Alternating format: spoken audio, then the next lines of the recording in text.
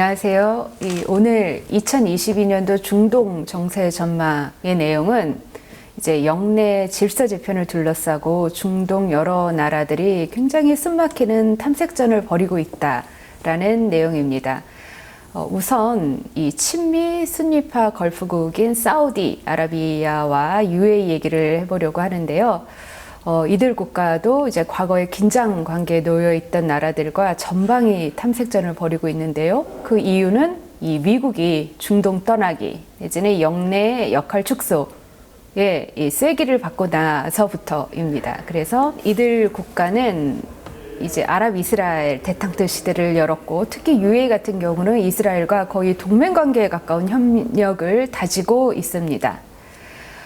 그러는 동시에 이들 나라들이 또 이 자신들의 숙적이라고 할 수 있는 이 시아파 맹주 이란과도 화해 모드를 조성하고 있는데요.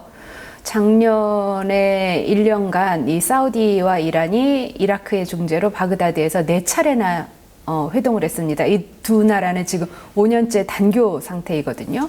이제 거기다가 UAE마저도 12월에 이 국가안보보좌관이 이란을 직접 방문해서 이 강경 이 라이시 대통령을 직접 만나기도 했습니다. 그리고 그 몇 달 전에는 이 같은 국가안보보좌관이 이 보좌관이 지금 UAE의 실세 지도자인 모하마드 빈 자이드의 친동생인데요. 이 사람이 또 다른 앙숙 관계에 있던 이 카타르와 터키를 찾아가기도 했습니다. 이제 이란 역시 굉장히 태연하게 과거의 적국인 사우디 그리고 UAE와 이 해빙 무드를 또 논을 하고 있는데요. 그 이유로는 지금 현재 비엔나에서 진행 중인 이란 핵합의 복원 협상에서 조금이라도 좀 높은 유리한 고지를 정하기 위한 것으로 풀이되고 있고요.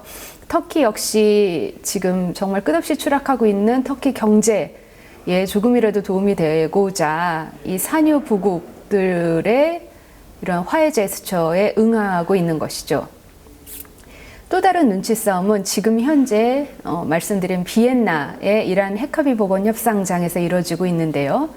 작년 초에 이 바이든 정부가 들어서면서 협상이 시작됐었다가 6월에 이란의 이 강경파 대통령이 당선되면서 중단이 됐습니다. 그리고 이란 같은 경우는 복원 협상을 맹렬히 비판을 했었죠. 그러다가 갑자기 5개월이 지나고 나서 태도를 급변해서는 이제 7차, 작년 11월에 시작된 7차 협상에는 굉장히 적극적으로 나서고 있습니다. 이스라엘도 참여를 하죠. 이스라엘 역시 돌연 태도를 바꿔서 이제는 이 비엔나 핵합의 협상을 지지한다 라고 얘기를 하고 있는, 정말 그야말로 어떤 것이 블러핑이고 누가 속고 누가 속이는지 모르겠는 이 고도의 눈치 싸움이 즉 이란 핵합의 협상을 둘러싸고 이루어지고 있고요. 미국 같은 경우는 어쨌든 이런 중동 국가들 간의 이 각축전 사이에서 미국은 빨리 최소한의 합의를 통해서 협상을 마무리한 후 이 중동 떠나기를 가속화할 패를 계속 만지고 있는 것이 아닌가. 그래서 뭐 이란의 이 제한적인 원유 수출, 그리고 이란 동결 자산의 제한적 해제 등을 내세우지 않을까라는 생각이 듭니다. 이러한 중동 국가들의 이런 탐색전은 이 미중 갈등, 미중 경쟁을 두고서도 지금 치열하게 이루어지고 있는데, 뭐 아시다시피 미국은 중국을 견제하겠다라고 하면서 중동을 떠나지만, 중국은 이 중동 내에서 1대1로 전략을 위해서 이 주요 국가인 UAE, 사우디, 이스라엘, 터키, 이란과 굉장히 경제 협력을 다지고 있거든요. 더군다나 중국 같은 경우는 뭐 내정 불간섭을 미국과 달리 강조를 하고, 또 디지털 권위주의에 대해서도 굉장히 관대하기 때문에 권위주의 국가가 뭐 다수인 중동 여러 나라들에게 이 중국의 이러한 뭐 유화책이 그리 나쁘지는 않기 때문입니다.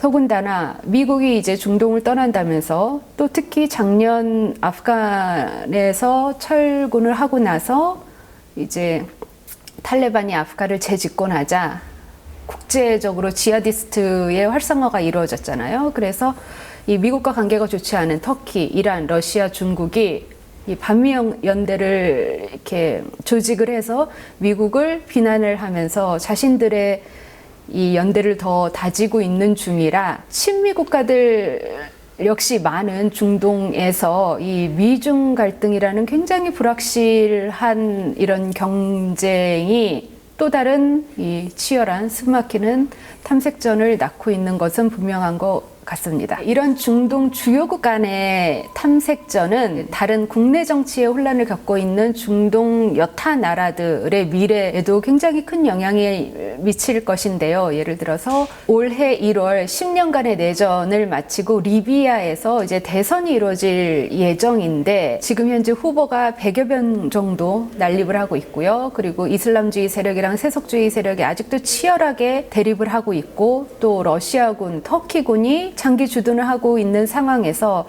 이 민주화의 전망은 별로 밝지는 않고요.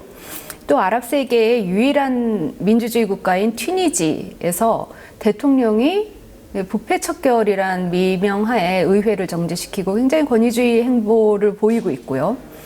또 이라크 같은 경우도 친미, 친이란, 순니, 시아 간의 이런 기존의 권력 구도가 약간 흔들리면서 이 무력 충돌이 또 계속 이어지고 있거든요. 레바논 역시 소위 최대 국가 이 실패를 경험하고 있으면서 이라크처럼 이 무력 갈등이 이어지고 있는 상황이라서 다시 한번 지금 중동 주요국 간의 이런 탐색전이 이런 다른 나라의 내정과 이 새로운 권력 구도 재편에도 큰 영향을 미칠 것이기에 굉장히 손에 땀을 쥐게 하는 관전 포인트가 될 것으로 생각됩니다. 감사합니다.